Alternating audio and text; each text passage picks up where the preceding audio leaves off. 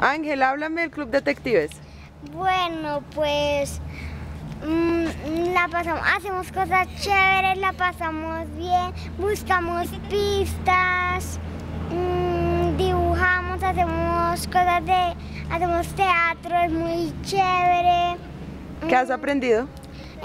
Hemos aprendido ¿cómo se dice?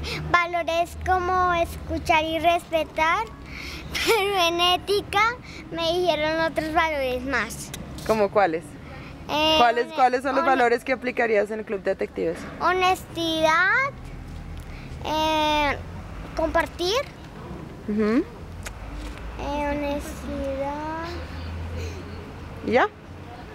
No, también tengo que poner esto que significa... Era que uno aprecio y aprecio. Gracias, Ángel.